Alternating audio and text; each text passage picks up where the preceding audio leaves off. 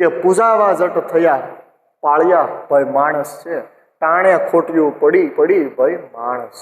આ પંક્તિની અંદર બાળકો કવિએ માણસ છે એની કિંમતની વાત કરવામાં આવેલી છે. કોઈ પણ માણસ હોય છે, આપણે જ્યારે એ જીવતા હોય છે, હયાત હોય છે, ત્યારે આપણે એની કિંમત નથી કરતા, એની કદર નથી કરતા હોતા.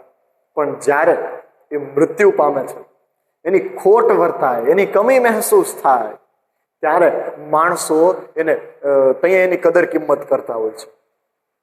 એની જ્યારે ખોટ વર્તાતી હોય છે ત્યાં એને પાળિયા થઈને પૂજતા હોય છે. બસ આ પંક્તિમાં વાત કરી છે કે ખરા સમયે જે માણસની ખોટ દેખાય છે, જીવતા આપણે કોઈ એની કદર કિંમત નથી કરતા હોતા, પણ જ્યારે એ માણસનું મૃત્યુ થઈ જાય, નિધન થઈ જાય, જ્યારે એ દુનિયામાં હયાત ન હોય અને ત્યારે આપણને એની ખોટ દેખાતી હોય છે, એની કમી મહેસૂસ આપણને થતી હોય છે, અને ત્યારે એ વ્યક્તિની કદર કિંમત જ્યારે આપણને થતી હોય છે ત્યારે એને પાળિયા થઈને આપણે એને પૂછતા હોય છે. તો આ પંક્તિમાં એ વાત કરવામાં આવેલી છે બાળકો.